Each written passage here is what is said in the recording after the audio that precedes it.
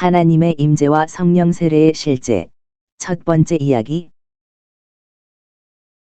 20대 후반쯤 되었을 때 나는 장애인 요양시설에서 1년 조금 넘게 일을 했던 적이 있었다.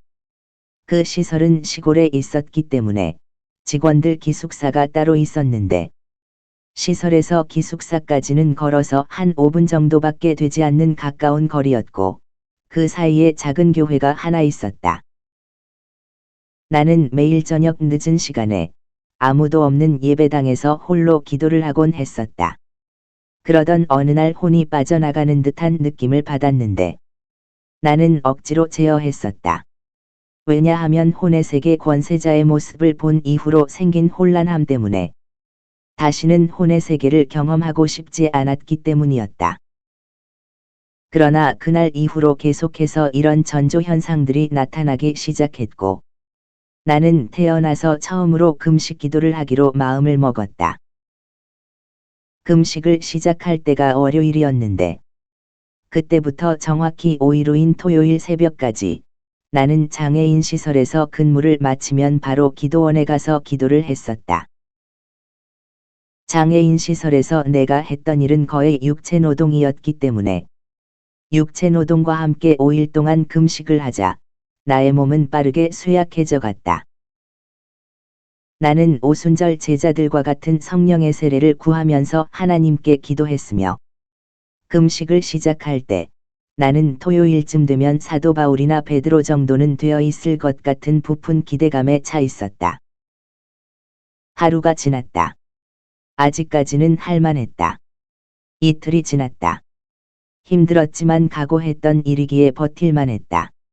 사흘째 되던 날, 난 짜장면, 라면 등 온갖 먹고 싶은 것들에 대한 욕망이 가득해졌다. 그러나 나는 그러한 유혹들로 금식을 포기할 마음은 전혀 없었고, 다만 하나님에 대한 굶주림보다 이런 육신의 굶주림이 나의 생각을 압도한다는 사실에 대해 스스로 실망스러웠으며 다시금 마음을 다잡기 위해 노력했다. 나흘째 되던 날, 앉아 있는 것도 힘들고 누워 있는 것도 힘들었다. 그러나 계속해서 기도했다. 닷새째 되던 날, 그날은 장애인 시설에서 비번이었기 때문에 하루 종일 기도원에 있었는데 아침부터 불안함이 엄습했다. 아무 일도 일어나지 않으면 어떻게 될까? 무언가 무기력해지면서 첫날의 부푼 기대감과는 달리 모든 것이 허무해지고 한없이 밀려드는 공허함은 나의 마음을 말로 표현할 수 없을 정도로 어둡고 무겁게 만들었다. 저녁쯤 되었을 때 하나님이 계시지 않는다는 생각이 강하게 나를 사로잡았고 삶의 의미조차 내게는 없다고 여겨질 정도로 모든 것이 무의미해졌다. 허무감의 무게가 극에 달해서 죽을 것 같은 고통으로 느껴지자 내게서 하나님에 대한 원망이 쏟아져 나왔다. 내가 돈 달라는 것도 아니고 잘난 사람 되게 해달라는 것도 아니고 하나님의 영의 인도하심을 따라 살고 싶은 거 그거 하나인데 이렇게까지 숨어 계시는 하나님에 대해서 해도 너무하단 생각이 들었다. 그때 갑자기 수많은 나팔을 동시에 부는 것과 같은 말로 표현할 수 없는 웅장한 소리와 함께 내 주위가 순식간에 하얗게 변하면서 주위에 있던 사람들도 소리도 아무것도 보이지 않고 들리지 않는 상태가 되었다. 당시 나는 기도원의 대예배당에 있었는데 그때는 금요철야 기도회가 있던 상황이라 원래대로라면 가득 찬 군중들의 찬양소리, 기도소리가 넘쳐야 했었다. 그러나 온통 하얗게 변한 천지에 홀로 남겨진 느낌이었고 나는 두려움에 완전히 얼어붙어 버렸다. 그 두려움은 죽을 것 같은 두려움이나 어떤 위협에 대한 두려움이라기보다는 무언가 들킨 것 같은 느낌이었다. 나는 마치 나이아가라 폭포 한가운데 벌거벗은 채로 홀로 남겨진 느낌이었고 나의 부끄러움과 치부가 들킬 것 같은 두려움에 차라리 죽는 게 낫겠다고 느껴질 만큼 죽음의 두려움조차도 압도하는 부끄러움에 사로잡혔다. 그 순간 나는 소리를 낼 힘조차 없었지만 완전히 무력화된 그 상태에 내 입에서 나오는 말은 실로 놀라웠다.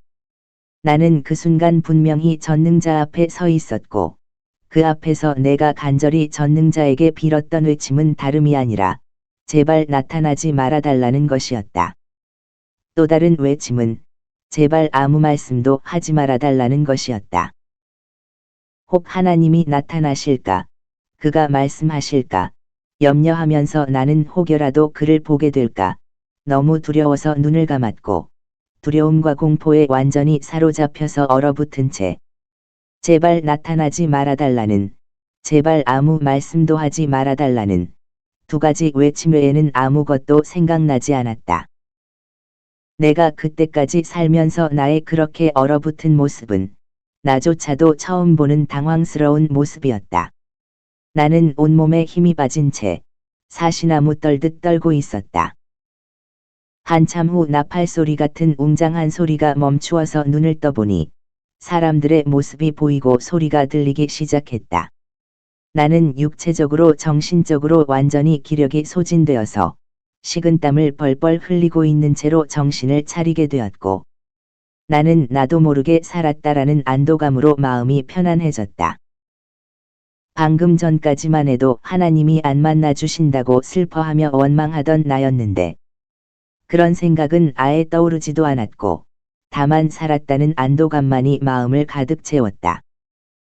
나는 내가 기도원에서 왜 금식하고 있는지 그 이유도 잊은 채 방금 전에 그 말할 수 없는 공포에서 벗어났다는 안도감만으로 마음이 편안해졌으며, 앞으로도 다시는 하나님께 만나달라는 기도는 하지 않을 것 같다는 생각이 들었다. 이때의 상황을 지금 해석해보자면, 육신의 껍데기 안에 있는 자들은 결코 하나님을 대면할 수 없다.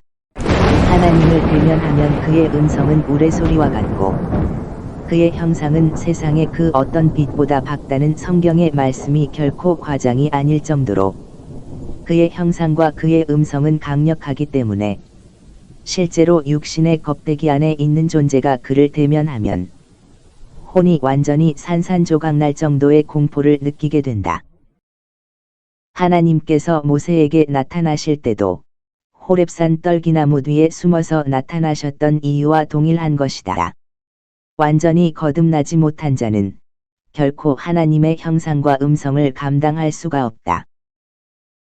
그날 내가 기도원에서 느꼈던 그 공포와 두려움은 죽을까봐 두려워서 느끼는 그런 공포가 아니었다.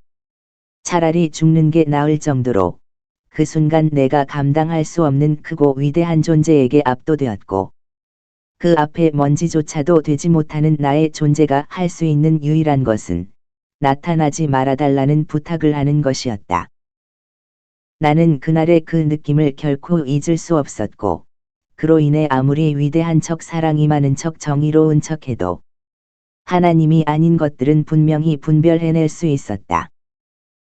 이 일이 있은 후 나는 기도를 멈춘 채 기도원 장의자에 그대로 누웠고, 잠은 오지 않았지만 새벽 기도회가 있을 때까지 그대로 누워 있었다. 누워 있는 동안 지난날 혼의 세계 권세자를 보고 하나님과 혼동하던 일들을 떠올려 보았고, 나는 잠시 동안이었지만 하나님의 위대하심을 경험한 후 혼의 세계 권세자가 아무리 자신을 아름답고 정의롭게 꾸며도 왜 결코 하나님이 될 수 없는지 깨닫게 되었다. 내가 경험한 바에 의하면 세상의 모든 거짓 신들이 하나님을 아무리 흉내내고 천국을 아무리 흉내내어도 그것이 거짓일 수밖에 없는 것은, 하나님은 비교 자체가 안 될 만큼 너무나 압도적으로 크고 위대하신 분이며, 그의 나라인 영의 세계는 혼의 세계에서 흉내내는 거짓 천국과는 비교도 되지 않을 만큼 너무나도 강력했기 때문이다. 그날 나는 내가 그동안 경험했었던 혼의 세계와는 전혀 다른 영의 세계가 이 현실 세계를 뚫고 내게 임했었던 현상과 측량할 수 없이 크고 위대한 존재이신 하나님의 실존을 경험했었다.